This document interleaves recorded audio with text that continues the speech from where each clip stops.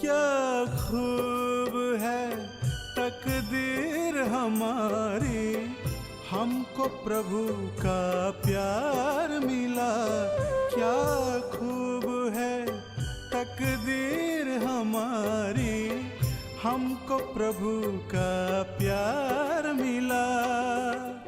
जिसकी थी तलाश हमें उस साथी का संसार मिला।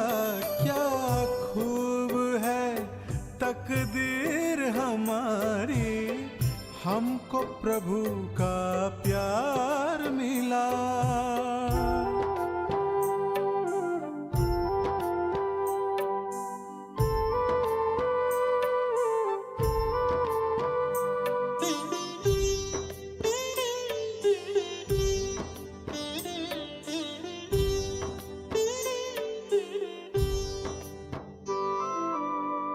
टूटे हुए थे दिल के तार, ज्ञान योग से किया श्रृंगार।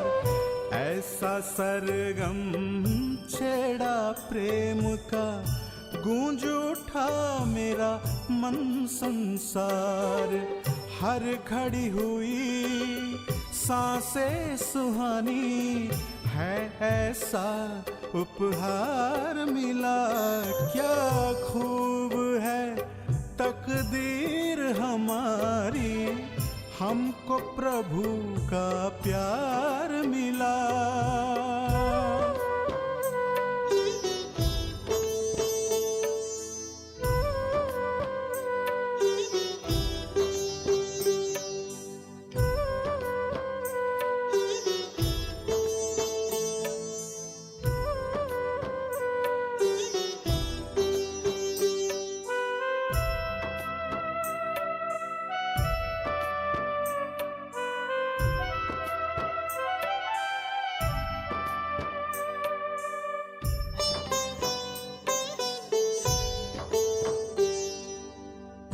सामने है अपनी मंजिल, मिट गई है सारी मुश्किल। कह रहा है अब मेरा दिल, मिल गया अब हमको साहिल। चाहत थी जो युगों युगों की, वो मंजर का दीदार मिला। क्या खूब है तकदीर हमारी, हमको प्रभु का प्यार मिला। क्या खूब है तकदीर हमारी, हमको प्रभु का प्यार मिला। जिसकी थी तलाश हमें उस साथी का संसार मिला। क्या खूब है तकदीर हमारी, हमको प्रभु का प्यार मिला। क्या खूब है तकदीर हमारी, हमको प्रभु का प्यार मिला। ओम शांति।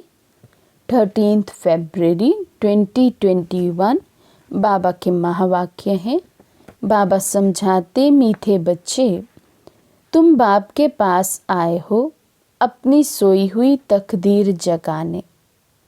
तकदीर जगाना माना विश्व का मालिक बनने। तो बाबा कहते, बाबा के पास हम बच्चे आए हैं विश्व का मालिक बनने के लिए। यही है अपनी तकदीर जगाना। प्रश्न है, कौन सी खुराक तुम बच्चों को बाप समान विद्वान बना देती है? बाबा समझाते, ये पढ़ाई है तुम बच्चों के बुद्धि की खुराक। जो रोज पढ़ाई पढ़ते हैं अर्थात इस खुराक को लेते हैं, उनकी बुद्धि पारस बन जाती है। पारसनाथ बाप जो बुद्धिवानों की बुद्धि है, वे तुम्हें आप समान पारस बुद्धि बनाते हैं। तो बाबा कहते कौन सी खुराक है जो हमें बुद्धिवान बनाती? ये ज्ञान रतन, ये पढ़ाई जो बाबा हमें रोज पढ़ाते हैं। तो बाबा ने कहा जो बच्चे रोज ये पढ़ाई पढ़ते हैं अर्थात ये खुराक खाते हैं तो वे पारस बुद्धि बन जाते हैं, बुद्धिवानों की बुद्धि बन जाते हैं। गीत है तकदीर जगाकर आई हूँ। ओम शांति। गीत की लाइन सुनकर के भी मीठे मीठे बच्चों के रोमांच खड़े हो जाने चाहिए। ये तो कॉमन गीत है, तो कॉमन गीत, परंतु इनका सार और कोई नहीं जानते। बापी आकर गीत शास्त्र आदि का अर्थ समझाते हैं। मीठे मीठे बच्चे ये भी जानते हैं कि कलयुग में सबकी तकदीर सोई हुई है, सतयुग में सबकी तकदीर जगी हुई है। सोई हुई तकदीर को जगाने वाला और श्रीमत देने वाला अथवा तदबीर बनाने वाला एक ही बाप है। वही बैठ बच्चों की तकदीर जगाते हैं। तो बाबा कहते और कोई तकदीर बच्चों की जगा नहीं सकते हैं सिवाय एक शिव बाबा के। तो बाबा कहते बाबा ही युक्तियां बताते हैं, श्रीमत देते हैं, जिससे कि हम बच्चों की फिर तकदीर जग जाए। तो बाबा कहते जैसे बच्चे पैदा होते हैं और तकदीर जग जाती है। बच्चा जन्मा और उनको ये पता पड़ जाता है कि हम वारिस हैं। हूबहू ये फिर बेहद की बात है। बच्चे जानते हैं कल्प कल्प हमारी तकदीर जगती है, फिर सो जाती है। पावन बनते हैं तो तकदीर जगती है। पावन ग्रस्त आश्रम कहा जाता है। आश्रम अक्षर पवित्र होता है। पवित्र ग्रस्त आश्रम, उनके अगेंस्ट फिर है अपवित्र पतित ग्रस्त धर्म। आश्रम नहीं कहेंगे। बाबा कहते जहाँ अपवित्रता हो उसे आश्रम नहीं कहेंगे। तो गृहस्थी भी अगर पवित्र गृहस्थी है तो बाबा कहते उसको क्या कहेंगे? पवित्र ग्रस्त आश्रम। और जहाँ से पतितपना शुरू हो जाता है फिर बाबा कहते आश्रम के बदले धर्म शब्द लगा देते हैं। तो गृहस्थ धर्म तो सबका है ही, जानवरों में भी है। बच्चे तो सब पैदा करते ही हैं, जानवरों को भी कहेंगे गृहस्थ धर्म में है। अब बच्चे जानते हैं हम स्वर्ग में पवित्र गृहस्थ आश्रम में थे, देवी देवता थे, उन्हों की महिमा भी गाते हैं। सर्वगुण संपन्न 16 कला संपूर्ण, तुम खुद भी गाते थे। अब समझते हो हम मनुष्य से देवता फिर से बन रहे हैं। गायन भी है मनुष्य से देवता किए करत ना लागी वार। ब्रह्मा विष्णु शंकर को भी देवता कहते हैं। ब्रह्मा देवताय नमः, फिर कहते हैं शिव परमात्माय नमः। अभी उनका अर्थ भी तुम जानते हो, वे तो अंधश्रद्धा से सिर्फ कह देते हैं। अब शंकर देवताए नमः कहेंगे, शिव के लिए कहेंगे शिव परमात्माए नमः। तो फर्क हुआ ना। बाबा कहते खुद ही बोलने में फर्क करते हैं। शंकर को देवता, शिव को परमात्मा कहते हैं, लेकिन फिर क्या कर देते? शिव शंकर भोलानाथ, फिर उनको एक कर देते हैं। तो बाबा कहते वे देवता हो गया, वे परमात्मा हो गया। शिव और शंकर को एक कह नहीं सकते। तुम जानते हो हम बरोबर पत्थर बुद्धि थे, अब पारस बुद्धि बन रहे हैं। देवताओं को तो पत्थर बुद्धि नहीं कहेंगे। फिर ड्रामा अनुसार रावण राज्य में सीढ़ी उतरनी है, पारस बुद्धि से पत्थर बुद्धि बनना है। सबसे बुद्धिवान तो एक ही बाप है। अभी तुम्हारी बुद्धि में दम नहीं रहा है। बाप उनको बैठ पारस बुद्धि बनाते हैं। तुम यहाँ आते हो पारस बुद्धि बनने। पारसनाथ के भी मंदिर हैं, वहाँ मेले लगते हैं। परंतु ये किसी को पता नहीं कि पारसनाथ कौन है। तो बाबा कहते मेले लगाते, मंदिर बनाते, लेकिन ये नहीं जानते कि पारसनाथ है कौन। कौन आकर हमारी बुद्धि को पारस बुद्धि बनाते हैं, तो कौन हमें पत्थर बुद्धि से ट्रांसफ़र करते हैं। बाबा कहते जानते कुछ भी नहीं। वास्तव में पारस बनाने वाला तो बाप ही है। वे है बुद्धिवानों की बुद्धि। ये ज्ञान है तुम बच्चों की बुद्धि के लिए खुराक। इससे बुद्धि कितना पलटती है। ये दुनिया है कांटों का जंगल, कितना एक दो को दुख देते हैं। अभी है ही तमो प्रधान रौरव नर्क। गरुड़ पुराण में तो बहुत रोचक बातें लिख दी हैं। अभी तुम बच्चों की बुद्धि को खुराक मिल रही है। बेहद का बाप खुराक देते हैं। ये है पढ़ाई। इसको ज्ञान अमृत भी कह देते हैं। कोई जल आदि है नहीं। आजकल सब चीज़ों को अमृत कह देते हैं। गंगा जल को भी अमृत कहते हैं। देवताओं के पैर धोकर पानी रखते हैं, उसको अमृत कह देते हैं। अब ये भी बुद्धि से समझने की बात है। ये अंचली अमृत है, वह पतित पावनी गंगा का जल अमृत है। बाबा कहते ये तो अब खुद जज करो, कौन सा है गंगा का जल अमृत है या क्या है।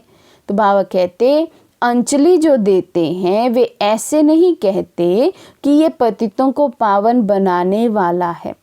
गंगा जल के लिए कहते हैं पतित पावनी है। कहते भी हैं मनुष्य मरे तो गंगा जल मुख में हो। दिखाते हैं अर्जुन ने बाण मारा फिर अमृत जल पिलाया।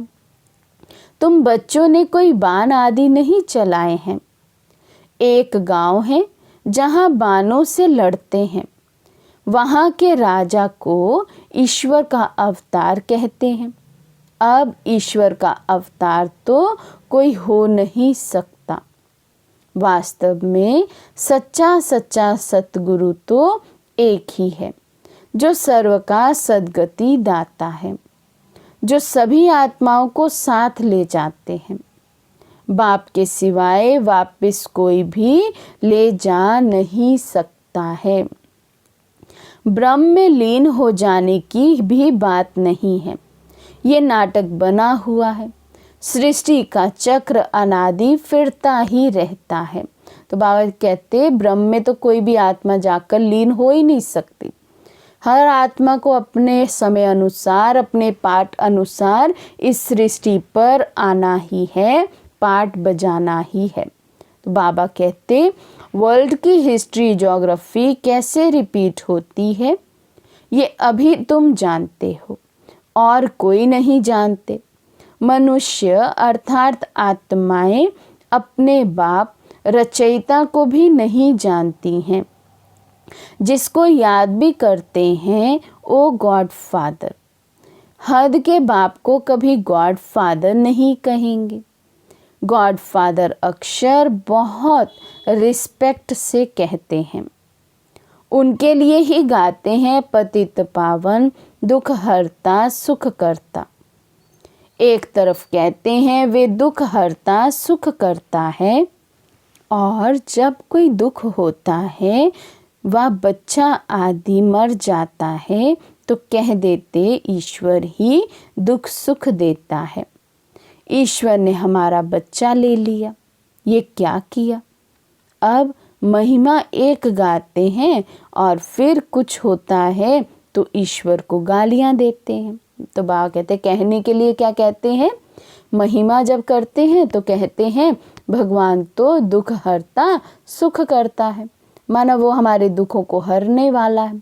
लेकिन बाबा कहते जब जीवन में कोई परिस्थिति आती है, कोई दुख आता है, तो गाली भी सबसे पहले भगवान को देते, ईश्वर को देते हैं कि उसी ने हमें ये दुख दिया है, उसने ऐसा क्यों किया है। तो बाबा कहते महिमा एक करते फिर और अलग से बात करते हैं। तो इसलिए बाबा कहते भी हैं ईश्वर ने बच्चा दिया है, फिर अगर उसने वापस ले लिया तो फिर रोते क्यों हो? ईश्वर के पास गया ना। सतयुग में कभी कोई रोते नहीं। बाप समझाते हैं रोने की तो कोई दरकार नहीं। आत्मा को अपने हिसाब किताब अनुसार जाए दूसरा पाठ बजाना है। ज्ञान ना होने के कारण मनुष्य कितना रोते हैं, जैसे पागल हो जाते हैं। यहाँ तो बाप समझाते हैं अम्मा मरे तो भी हलवा खाना, नष्टो मोहा होना है। बाप कहते अन्य आत्माएं देखो, कोई मित्र संबंधी शरीर छोड़ देता है तो कितना रोते रहते, लेकिन बाबा कहते यहाँ कौन सा पाठ पक्का कराया जाता? नष्टो मोह का। कुछ भी हो जाए लेकिन हमें रोना नहीं है। बाबा कहते हमारा तो एक ही बेहद का बाप है, दूसरा ना कोई। ऐसी अवस्था बच्चों की होनी चाहिए। मोहजीत की कहानी भी है ना, ये है सब दंत कथाएं। सतयुग में कभी दुख की बात नहीं होती, ना कभी अकाले मृत्यु होती है। बच्चे जानते हैं हम काल पर जीत पाते हैं। बाप को महाकाल भी कहते हैं। कालों का काल तुमको काल पर जीत पहनाते हैं, अर्थात काल कभी खाता नहीं। काल आत्मा को तो नहीं खा सकता ना। आत्मा एक शरीर छोड़ दूसरा लेती है, उसको कहते हैं काल खा गया। बाकी काल कोई चीज़ नहीं है। मनुष्य महिमा गाते रहते, समझते कुछ भी नहीं है। गाते हैं अच्युतम केशवम, अर्थ कुछ नहीं समझते। बिल्कुल ही मनुष्य समझ से बाहर हो गए हैं। बाप समझाते हैं ये 5 विकार तुम्हारी बुद्धि को कितना खराब कर देते हैं। कितने मनुष्य बद्रीनाथ आदि पर जाते हैं। आज 2 लाख गए, 4 लाख गए। बड़े बड़े ऑफिसर्स भी जाते हैं तीर्थ करने। तुम तो जाते नहीं तो वे कहेंगे ये बीके तो नास्तिक है, क्योंकि भक्ति नहीं करते हैं। तुम फिर कहते हो जो भगवान को नहीं जानते वो नास्तिक है। बाबा कहते दोनों की बात ही अलग अलग हो जाती है।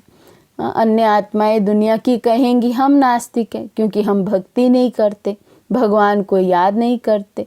और हम कहेंगे कि हम ही भगवान को जानते हैं, हम ही भगवान को याद करते हैं, तो इसलिए अन्य सभी आत्माएं नास्तिक हुई। तो बाबा कहते बाप को तो कोई भी जानते नहीं है, इसलिए इनको ऑर्फन की दुनिया कहा जाता है। कितना आपस में लड़ते झगड़ते रहते हैं। ये सारी दुनिया बाबा का घर है।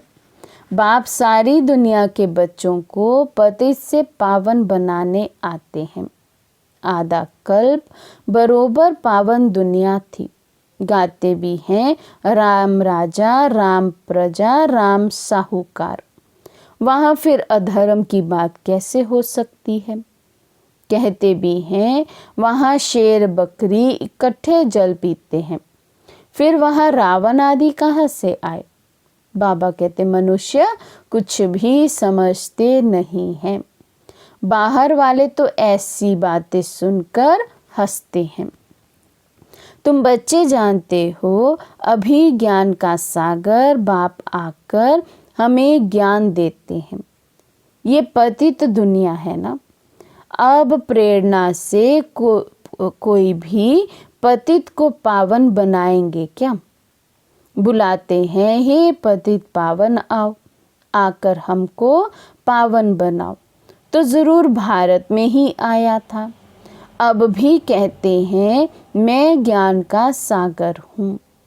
तुम बच्चे जानते हो शिव बाबा में ही सारा ज्ञान है। वही बाप बैठ बच्चों को ये सब बातें समझाते हैं। शास्त्रों में सब है दंत कथाएं, नाम रख दिए हैं। व्यास भगवान ने शास्त्र बनाए। अब वे व्यास था भक्ति मार्ग का। ये है व्यासदेव, उनके बच्चे, तुम सुखदेव हो। अब तुम सुख के देवता बनते हो। सुख का वर्षा ले रहे हो व्यास से, शिव आचार्य से। व्यास के बच्चे तुम हो, परंतु मनुष्य मूंझ ना जाएं, इसलिए कहा जाता है शिव के बच्चे। उनका असल नाम है ही शिव। तो अब बाप कहते हैं, किसी देहधारी को मत देखो, जबकि शिव बाबा सन्मुख बैठे हैं। आत्मा को जाना जाता है, परमात्मा को भी जाना जाता है। वे परम पिता परमात्मा शिव हैं। वही आकर पति से पावन बनने का रास्ता बताते हैं। कहते हैं, मैं तुम आत्माओं का बाप हूँ। आत्मा को रियलाइज किया जाता है, देखा नहीं जाता है। बाबा कहते हैं, अनुभव कर सकते हैं आत्मा का, परमात्मा का। वो भी कब? जब ये ज्ञान का तीसरा नेत्र मिले, तब अनुभव कर सकते हैं, जब सही समझ मिले आत्मा और परमात्मा की। लेकिन बाबा कहते देखा नहीं जा सकता है, ना आत्मा को ना परमात्मा को। बाप पूछते हैं, अब तुमने अपनी आत्मा को रियलाइज किया है? पूछ रहे हैं बाबा। तो हम बाबा को ज़रूर रिस्पांस करें कि हमने अनुभव किया है, या अभी आत्मा का अनुभव भी नहीं किया। अनुभव करना माना हमने समझा है कि मैं आत्मा हूँ, मैं मस्तक मणि हूँ, मस्तक में चमक रही हूँ। तो बाबा कहते, इतनी छोटी सी आत्मा में अविनाशी पाठ नूंदा हुआ है, जैसे एक रिकॉर्ड है। तुम जानते हो हम आत्मा ही शरीर धारण करती हैं। पहले तुम देह अभिमानी थे, अब देही अभिमानी हो। तुम जानते हो हम आत्मा 84 जन्म लेती हैं, उनका एंड नहीं होता।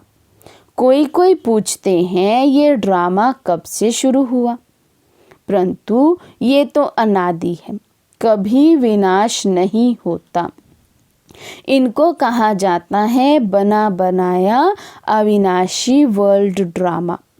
तो बाप बैठ बच्चों को समझाते हैं, जैसे अनपढ़ बच्चों को पढ़ाई दी जाती है।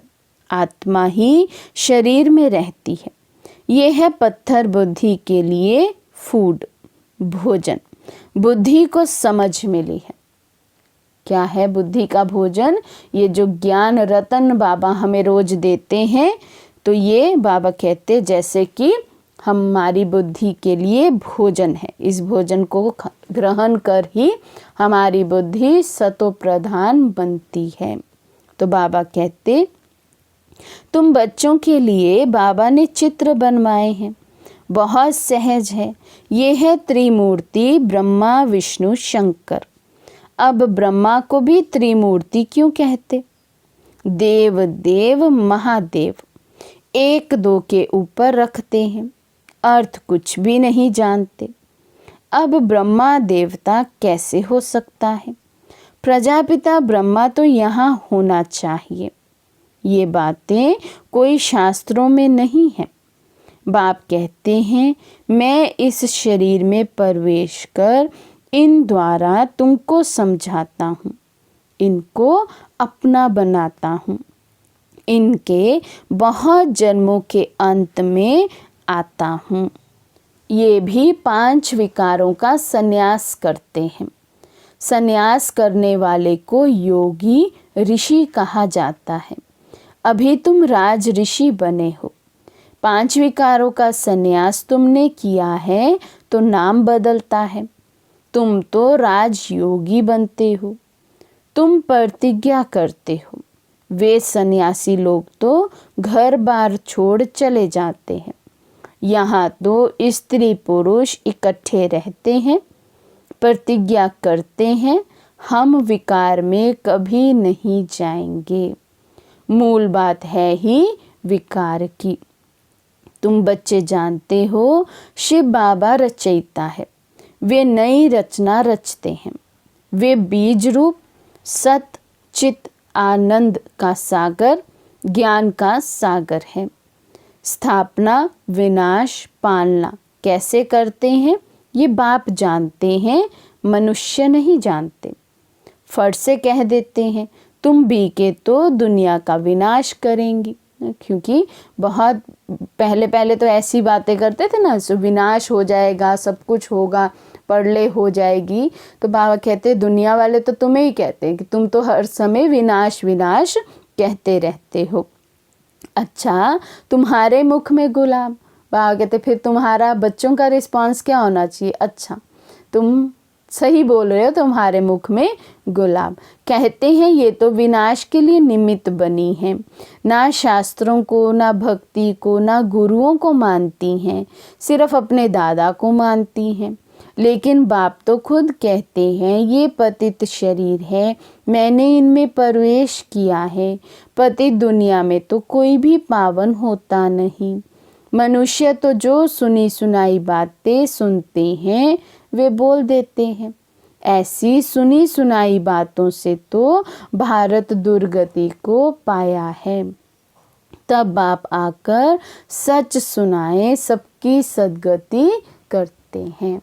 अच्छा, मीठे मीठे सिकील हृदय बच्चों प्रति माता पिता बाप दादा का याद प्यार और गुड मॉर्निंग। रूहानी बाप की रूहानी बच्चों को नमस्ते। हम रूहानी बच्चों की रूहानी बाप दादा को दिलवा जान शिकवा प्रेम से नमस्ते नमस्ते नमस्ते जी। धारणा के लिए मुख्य सार। फर्स्ट पॉइंट है, बाप से सुख का वर्षा लेकर सुख का देवता बनना है, सबको सुख देना है। राज ऋषि बनने के लिए सर्व विकारों का संन्यास करना है। सेकंड पॉइंट है, पढ़ाई ही सच्ची खुराक है। सद्गति के लिए सुनी सुनाई बातों को छोड़ श्रीमत पर चलना है। एक बाप से ही सुनना है, मोह जीत बनना है। आज का वरदान है, सदा स्वमान में स्थित रहे, निर्माण स्थिति द्वारा सर्व को सम्मान देने वाले माननीय पूजनीय भव। सदा स्वमान में स्थित रहे, निर्माण स्थिति द्वारा सर्व को सम्मान देने वाले माननीय पूजनीय भव। जो बाप की महिमा है वही आपका स्वमान है। स्वमान में स्थित रहो तो निर्माण बन जाएंगे, फिर सर्व द्वारा स्वतः ही मान मिलता रहेगा। मान मांगने से नहीं मिलता, लेकिन सम्मान देने से, स्वमान में स्थित होने से, मान का त्याग करने से सर्व के माननीय व पूजनीय बनने का भाग्य प्राप्त हो जाता है। क्योंकि सम्मान देना देना नहीं लेना है। तो बाबा कहते अभी हम अपनी स्वमान की स्थिति में स्थित रहें, सबको सम्मान देते रहें, और फिर ही बाबा कहते हमें सबका मान भी मिलेगा, हम पूजनीय भी बनेंगे, सम्माननीय भी बनेंगे। तो बाबा कहते सम्मान देना ही लेना है। स्लोगन है, जाननहार के साथ करनहार बन, असमर्थ आत्माओं को अनुभूति का प्रसाद बांटते चलो। जाननहार के साथ करनहार बन, असमर्थ आत्माओं को अनुभूति का प्रसाद बांटते चलो। अच्छा, ओम शांति।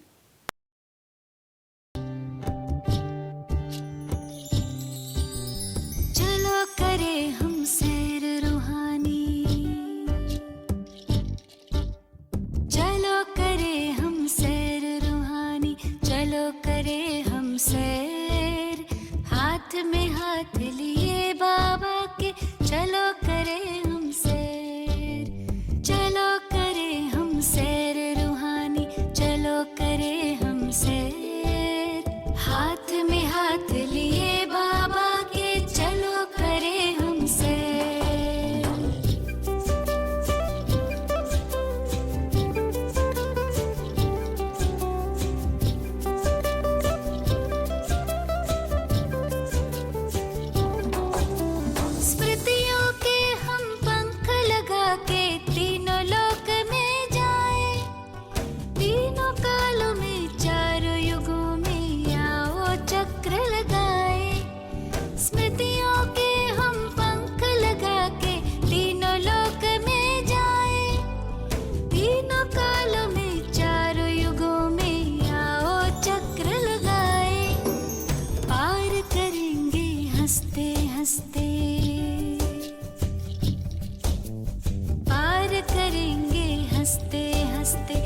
सागर को तैर। हाथ में हाथ लिए बाबा के चलो करे हम सैर।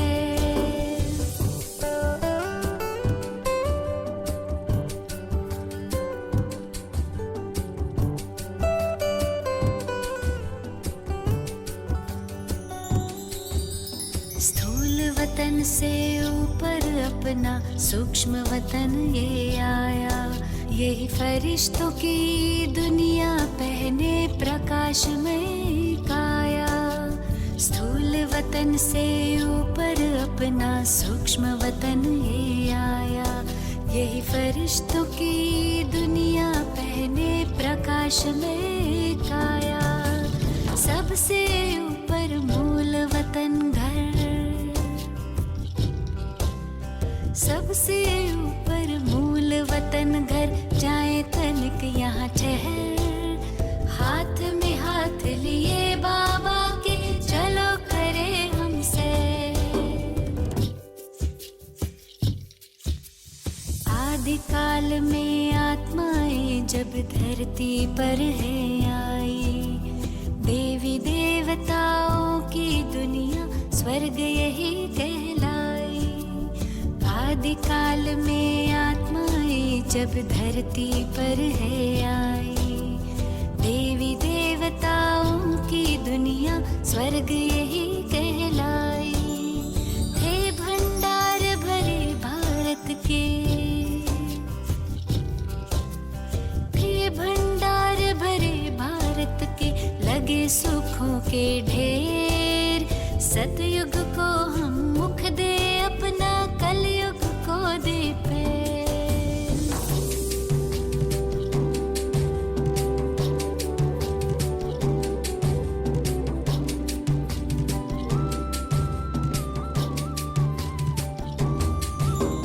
सतयुग त्रेता बीते द्वापर। कलयुग की अब बारी। रावण के पारी शुरू हुई पर आखिर आकर हारी। सतयुग त्रेता बीते द्वापर। कलयुग के अब बारी। रावण के पारी शुरू हुई पर आखिर आकर हारी। खैर चलो अब लौट चले घर। खैर चलो अब लौट चले घर। हो न जाए